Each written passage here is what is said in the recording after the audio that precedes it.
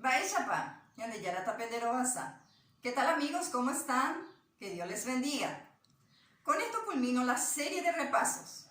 Clases que para mí fueron los más importantes, a pesar de que hay muchos otros contenidos. Ojalá que les sirvan a todos.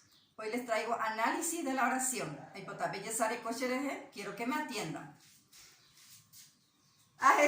Yo con analizo la oración. La primera oración que tenemos, Pe mi tan ho u heta pakoba. Sujeto es la persona, animal o cosa de quien se habla en la oración. En este caso se habla pe mi tan. Pe mi tan. Ho u, verbo. Verbo es la acción que realiza este sujeto. Complemento es todo lo que se dice de este sujeto. Traducido quiere decir, ese niño come muchas bananas. Pemitajo ujeta pakoba. Terañe, sujeto. Sujeto es pemita. Nieteba, verbo. Verbo es hou.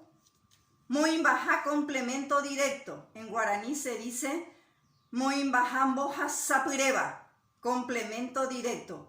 Es cuando recibe la acción del verbo. En este caso, hou. Ba e hou, ba e pa hou, heta pakoba. Debe responder a la pregunta, ¿qué cosa come? ¿Qué cosa? Muchas bananas. Nos vamos en el segundo ejemplo. Karai lui ogueru apuka isupe. Que traducido quiere decir, el señor Luis trajo silla a su madre. Sujeto, Karai Luis. Verbo, ogueru.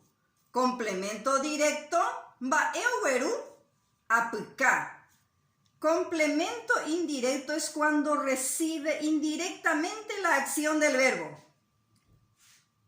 Bae ogueru, apuka. Mabape o mabapa, ogueru y supe. Sería entonces la traducción. Sujeto, el señor Luis. Verbo, trajo. Complemento directo. ¿Qué cosa trajo? Silla. Complemento indirecto. ¿A quién?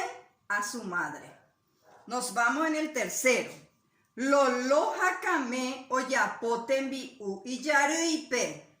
Que traducido quiere decir, Dolores y Carmen preparan comida a su abuela. Sujeto, lolo hakame. Verbo, oyapó. Complemento directo, bae oyapó, tembiú. Complemento indirecto, ¿a quién? Iyaruipe, a su abuela. Sería entonces sujeto, Dolores y Carmen.